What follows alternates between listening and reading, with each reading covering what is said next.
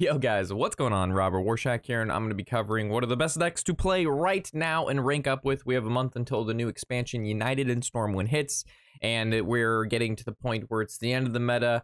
We've basically discovered and played almost every deck available, and we have a good idea of what are the best decks. So for you guys trying to get your last month climb in before the new stuff, these are the decks for you. Looking at, first off, the Deathrattle Demon Hunter. This deck popped up very quickly and recently. This deck revolves around curving out very well. It has a very strong early game, a very strong mid game, and a blowout finisher with stuff like N'Zoth, the Inquisitor. Has a ton of board presence with the Death Speaker. Just the ability for it to just keep minions on the board is really insane. The Razor Boar with the Fell Rattler, with the Razorfen Beastmaster. It's like you kill one thing, another thing comes out, you kill that thing, and another thing comes out. And as we know, Demon Hunters can do a large quantity of damage once they get that Inquisitor out, because it's a guaranteed basically 9 damage. Then N'Zoth brings back the Inquisitor, which is another 9 damage. Just upwards of 11.5k dust.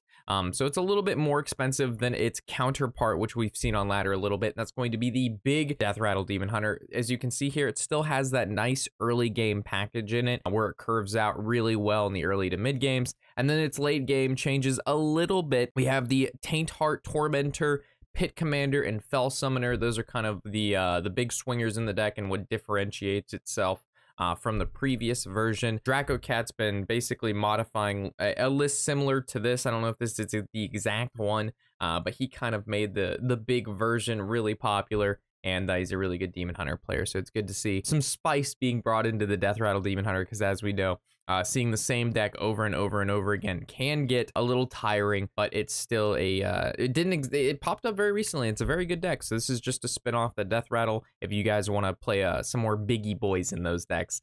Taking a look at Shaman, we have the Elemental Shaman here. This deck, since Shaman got more draw, it's got the new Primal Dungeoneer in the deck, which gives it the capability of drawing that nature spell along with the elemental. And as we can see, the elemental in the decks are going to be like Cage Match and Wailing Vapors, which are really powerful, and those are going to be able to let you draw the weapons, which is the Whack-A-Null. So you just have a card that draws a card that draws a card, and it all sequences out well. They're mostly elementals, so the cards that say, requires that you play an elemental the turn before, all of those effects trigger. Again, this deck curves out very strong, basically turn 1 through turn 5. Turn 5, it starts to fizzle a little bit, and by hopefully turn 6 or 7, you're wrapping up your game. But if you haven't quite killed him yet, AAECAaoIAA's in the deck for some late game sort of burst. And yeah, Elemental Shaman's been on the map since it got that draw, and it's been very good. Shaman went from the absolute bottom class of the meta, horrible for months, to now basically the best class, or one of the best classes. And there's a lot of different renditions of like Elemental Shaman, Aggro Elemental Shaman, Doomhammer Shaman, which is what we see here. A lot of people playing the Doomhammer Shaman, so you guys have been seeing a lot of Acidic Swampoos probably on ladder to kind of deal with the Doomhammers. What's interesting is this deck only cost 1,240 dust. So this deck is very cheap, extremely cheap. I think one of the cheapest tier 1 decks we've seen in a while, besides maybe Face Hunter. And even Face Hunter has a legendary in it. It has the Kodobane, which we'll cover later. So the Doomhammer, Aggro Elemental Shaman here, very fast deck, closing out games by turn again, 5 or 6. Very similar kind of early game start to the previous Elemental Shaman that we've shown. The previous one runs like the AAECAaoIAA, like we saw the Whack-A-Null. It basically revolves around that Doomhammer, the Rockbiter weapons, the Storm Strikes, and the Elementals are kind of just sprinkled in there for some of that sauce. But mainly, that getting that Doomhammer is going to be the point, and how we get that is the Cage Match. And how do we get the Cage Match? The Primal Dungeoneer. Moving to Druid, we have the Survival of the Fittest Druid. This deck really hasn't changed much at all over the course of its lifetime. The only recent improvements to the deck have been the Primordial Protector, and the reason we would play that is because it draws into our Survival of the Fittest guaranteed. So we're gonna have that card on turn 10, and on top of that, it's gonna summon a 10 drop, and as we know, 10 drops are pretty damn good. So a deck that just plays big shit, it ramps, gets free mana, plays a bunch of free shit, or accelerates with the Innervates and the Lightning Blooms. You play a bunch of free shit, a bunch of big shit, then you buff the big shit up, and then you kill your opponent. So very kind of straightforward deck in what the game plan is. Moving to a deck that doesn't cost 7,000 dust, but actually only 2,600. That's going to be the Token Druid. This deck actually got 0 new cards in it. I was going through and putting the deck list into this video, and I went to go save this deck list, and I couldn't find it, and it's because it had the same name as the previous monthly meta video that we did, with exactly this card for card the same deck. So I was like, holy shit. So this deck is, again, probably one of the best decks in the game right now, the Token Druid, and that's just because it just throws up on the board. And what I mean by that is it plays a shit ton of minions with stuff like the Glowfly Swarm. The Solar Eclipse Arbor Up just literally wins games. We've seen turn 1, turn 2 Gibberlings having like 15 plus stats on board. This deck does something very well, and that's play a bunch of small shit and buff it up and then hit you in the face. So Token Druid, very cheap deck, 2,600 dust, and it's very, very, very, very good. Moving to the aggro buff Paladin here. We also have a sprinkle of secrets in this deck. I haven't played Paladin a ton just because it's just not my kind of deck. It's the smooth brain, it just kind of takes over, but it doesn't make it any less powerful. The secret buff aggro Paladin is still a very, very good deck. And this caps out at AAECAaoIAA and Hammer of Naru. And it's insane how powerful and how often the Paladins have the hammer. If they're not playing hammer on turn 6, something is very wrong. Every time I play against a Paladin, it's Hammer of Naru on turn 6, without a doubt.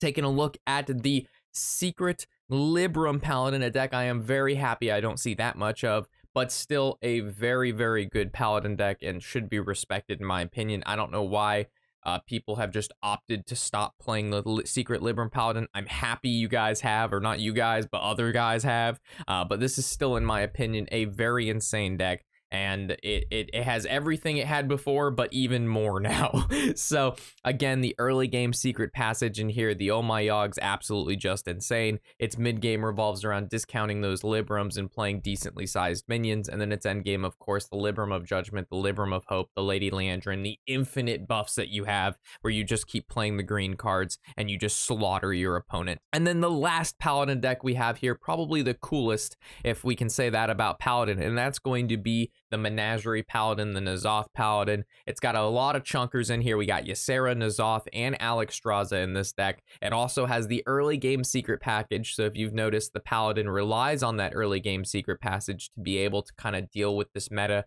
throw your opponent off guard, get the Oh My Yogs in there to kind of disrupt whatever your opponent is doing. And then the mid game, we've got the Northwatch Commander to synergize with the secrets. We got the Scorpid, we got the Kazakis, and then late game, like I said, we just have a bunch of those chunkers, and they're just really, really good. This deck has a shit ton of value. It does a good amount of damage. It gets on board, and it doesn't really lose board that often, just because the mix between the good minions and the secrets is pretty important. Moving to our second to last deck here, we have the Face Hunter, and we were talking about prices here, folks. 7,320 dust for the Face Hunter nowadays. I think it's actually counting Mankrik towards the legendary in this dust, so maybe it's a little bit cheaper than that, but the Ringling's rifle I know isn't free, and the Kodobane isn't free, so Face Hunter's dust cost is going up quite significantly with these new legendaries that we've got to put in here. But Face Hunter is very, very good right now, winning by most of the time turn 5 or 6. Very similar to the aggro elemental shaman with Doomhammer. It's got a very straightforward game plan, which is attack your opponent very quickly, hit him in the face, and deal a shit ton of damage very early on. But as we know, there's always a spot in every meta for Face Hunter,